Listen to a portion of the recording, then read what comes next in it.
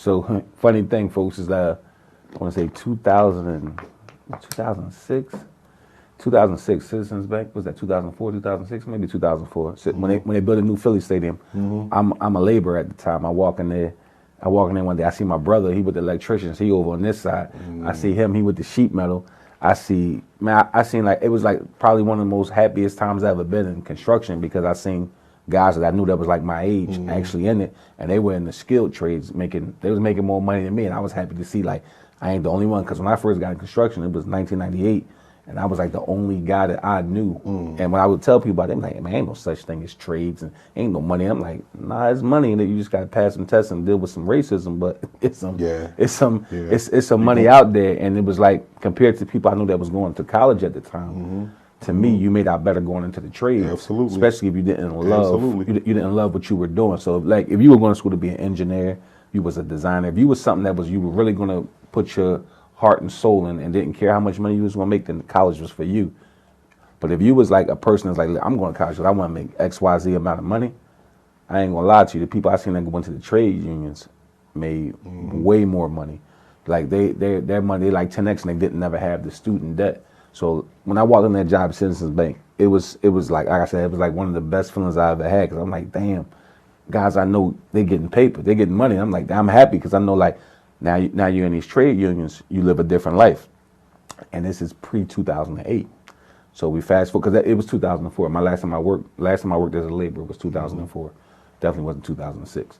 So 2004. The thing was, I knew I was making my way out of the trades because I was probably in what they call the worst trade as a laborer. But when I was in there, I was studying how construction goes. And I was like, I'm going to get my own company. I ain't going to stay here too much longer. 332? Yeah, I was in 332. And I'm still in it to this day, but I was in there studying how jobs start, how they end, how everybody, if that's why now, even when I hire contractors, I never get one contractor to do the whole job unless I own that construction company. Gotcha. So like now, so that being in the trades is what taught me. So as being a laborer, when they say dumb laborers, all you do is push your broom and shit like that, I let them talk all that shit because I knew I had more money than most of the people talking shit. So I would be in there and I would just study. I was really studying the superintendents. And I would see how they would run the jobs, and I'm like, oh, okay, that's how you run it. Okay, so if you get this guy to come and do this, you bring this guy and do this because you don't want the one guy doing everything because he'll slow you down or he won't do it adequately. So all about scheduling. Yeah, and he'll burn out. He'll do. So when I was in there, I was studying, and as I studied, I learned construction from the bottom up.